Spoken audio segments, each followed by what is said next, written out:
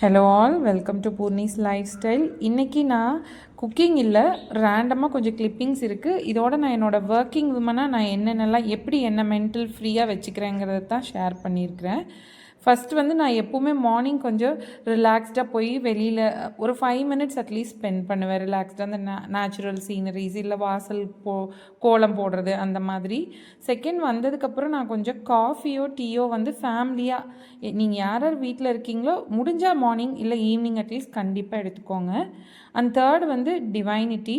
நான் I am very much believe in God. So நான் எப்போவுமே morning day throughout the day நமக்கு ஒரு பாசிட்டிவ் வைப் இருக்கணும் அப்படின்னா நான் பிலீவ் பண்ணுறேன். கொஞ்சம் காலையில் பூஜை முடிச்சுட்டு போனால் நல்லா இருக்கும்னு. நான் எப்போவுமே மார்னிங் பூஜை முடிச்சுட்டு அப்புறம் தான் ஆஃபீஸ் கிளம்புவேன்.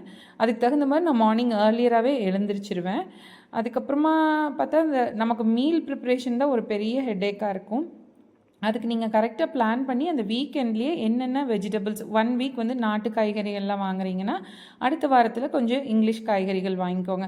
அந்த மாதிரி பேலன்ஸ்டாக ஒரு 3 டேஸ்க்கு மட்டும் எப்போவுமே வெஜிடபிள் வாங்குங்க, ஓவர்லோட் பண்ணாதீங்க. அப்புறமா அடுத்து பார்த்தா நம்ம மீல் ப்ரிப்ரேஷன் தான் மெயினாக. அதுதான் நமக்கு ஹவுஸ் ஒய்ஃப் ஆகட்டும் ஒர்க்கிங் விமனுக்காகட்டும் ஒரு ஹெக்டிக்கானது இருக்கிறது. ஸோ கண்டிப்பாக வீக்லி ட்வைஸ் கீரை சாப்பிட்ற மாதிரி பார்த்துக்கோங்க. அதுக்கு ஃபிக்ஸ்டாக ஒரு 2 டேஸ் வச்சுக்கோங்க. Either Tuesday Friday. யூஸ்வலி நான் டியூஸ்டே ஃப்ரைடே கீரை அந்த மாதிரி பிளான் பண்ணிக்குவேன். இன்றைக்கி நான் கீரை தான் செஞ்சுருந்தேன் பிகாஸ் டியூஸ்டேங்கிறனால. அதைவே நான் பேக் பண்ணிவிட்டேன். லஞ்சுக்கு தால் பண்ணியிருந்ததுனால அதே தாலே மார்னிங் தோசைக்கும் என் பையனுக்கு கொடுத்துட்டேன். இந்த மாதிரி தான் நான் என்னோடய ஒர்க் லைஃப்பை பேலன்ஸ் பண்ணிக்கிறேன்.